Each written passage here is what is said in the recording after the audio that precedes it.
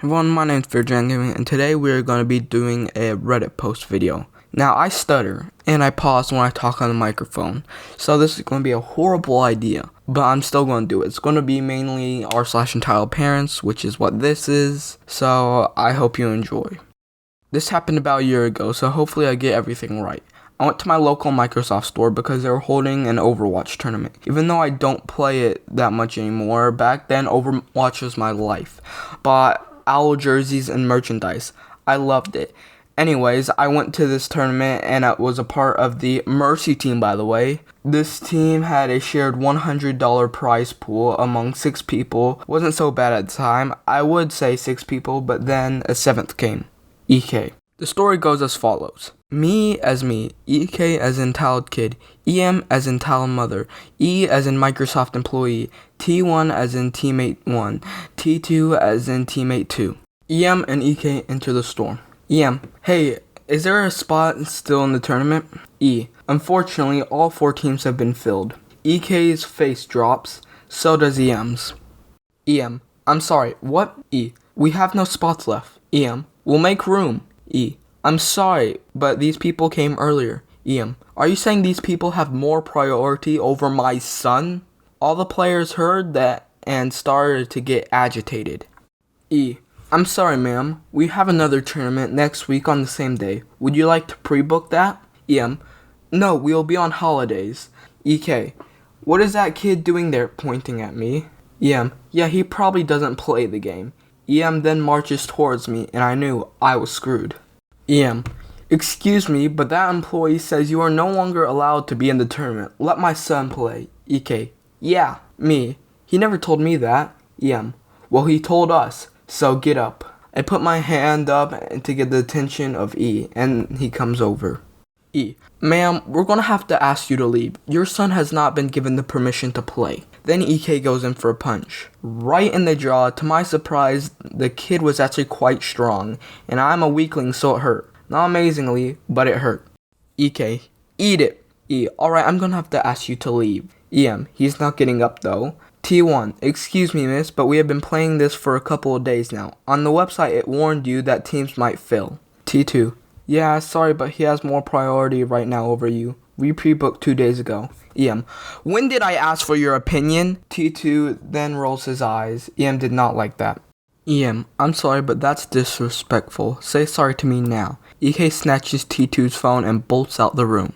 T2, oi, give that back here, you little turd. EM, don't talk to my son like that. T2, he has my phone. EM, don't talk stuff to him. T2, I never even looked at him. Me, EM, T1, T2, and E walk outside of the room and find that a security guard has stopped them. More people to know. SG is the security guard. SG, ma'am, what is your son doing running around the store and hiding? T2, he has my phone. SG searches his pockets and finds the phone. EM, hey, that's my son's phone, give it back. SG says to T2, is this your phone? T2, yes. EM, no it's not, he's lying. At this point, SG knew it was one of those parents and checked the camera footage to find that EK stole the phone. SG, ma'am, we're gonna have to ask you to leave the store as your son has tried to steal private property. Fine, but you'll be hearing from my lawyers. EM and EK then leave the store and SG apologizes for the inconvenience. The tournament goes on and we are in game 3. Out of nowhere, 2 of the laptops go out. EK had snuck back into the store and cut 2 laptop cables with scissors. EM was later found outside the store. They were both caught and fined $250 to replace the cables. So the tournament has 10 computers and not 12. You need 6 on a team. The tournament was called off for the day and we were all invited back next week to play. Mercy Main, by the way, didn't end up winning, but we got me and T2 all complimentary gift cards to say sorry for what happened to me. T1 and T2 love sharing this story to this day. By the way, I forgot to mention that this post is by Hydric Chaos, and that employee had so much patience because if she started giving me any sort of trouble, I would just call the security guards and told her to get out. This next post is by Redner YT. I posted this story in another sub. I just thought of posting this here too. This happened when I was in grade school and we just moved to a new house. The entitled dad in this story is our neighbor who happened to be my uncle too. His two entitled kids are my cousins. The front lawn of our house was bare when we moved in. Not even wild grass. No fern, no moss. Edie, our neighbor, said that the soil was too acidic for any life form to grow. But it did not stop Mom, who loves gardening, from trying her best. Not long after, she managed to grow beautiful flowers. But every day the neighbor's kids, EKs, came and picked them to make necklaces and crowns. It was fine at first, normal children's stuff, but they started pulling the whole plant and playing chef, cutting them into little pieces and pretend that they're cooking and scattered it across our lawn. Every morning, Mom would fix them and save what she could of the remaining plants. But every afternoon, when these kids came back from school, they would pull them apart again. Mom wants to complain about it, but Dad, as a peace-loving martyr that he is, stopped her. He said it'll just make matters worse. Then Mom had a bright idea, so she decided to change our flowers into roses. It was not a suitable environment for roses to grow, so she went into extreme lengths to find a certain species that would be perfect for us. It wasn't exactly a rose, but it looks like one. We call them noontime roses in our native tongue. These flowers bud early morning, blooms in midday, but withers by the afternoon. When EKs got home, there were no more flowers to play with, and one time one of them tried to pull the plant off, but she was cut off by a small thorn. This angered entitled Dad and immediately confronted my mom. He accused us, me and my sister, of playing rough with his kid, causing her wounds in her hand. Joke's on him though. When we were kids, we used to go home very late in the early hours of the night because we were training for inter-school competitions. It must have been embarrassing on his part when Mom told him they aren't even home yet. When he realized that it was his kid's fault for pulling the plants with thorns, he blamed the plant. He wanted them gone, citing that they were not child-friendly. Mom defended that it's our front yard. If he doesn't want his kids to get hurt, then don't let them play here. This might be the first time someone actually went against entitled Dad. He consented, but swore to get revenge. We had several more confrontations with this neighbor after that, more problems and family drama, but those stories don't include his kids anymore, so I don't think it fits in this sub. It's just him being a jerk and executing his villainous revenge plans. If I was that family, I would have moved away a long time ago, so there wouldn't be any more family drama or problems, because it's just going to be a happier life. This next one is by Fried Egg on Toast, and it's a small one. Pretty self-explanatory from the title. Throughout my entire life, my father has believed that he has the right to know what I'm doing, who I'm talking to, and what I'm talking to them about. He believes that even at almost 22 years old, I can't have secrets from him because they're my parents. Seriously, like what the freak?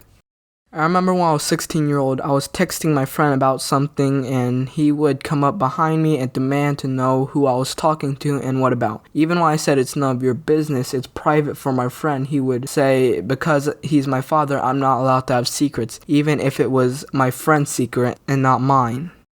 That's also how you lose friends, because your friend says please keep it a secret, they only trust you and no one else, they don't want anyone else to know, and now your father has to know, and that's just bad. It would even be like if it was about periods and I was talking to my mom about it, he would demand to know what we were talking about. There's no such thing as privacy in our family. I'm almost 22 years old now. I live 150 miles away and he still thinks he has an entitlement to know all my business. Even if it's a private female health thing, it's ridiculously infuriating.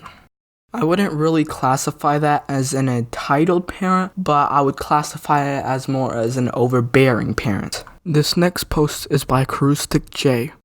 My mate, who we'll just call F, has something wrong with his hands, so he cannot write for longer than about 20 minutes, so when it comes to exams, he often gets extra time allowed, or a scribe at his discretion. So end of year exams roll around, and most people go into the sports hall. However, F goes up to what our school calls Rising Achievement Center, or RA.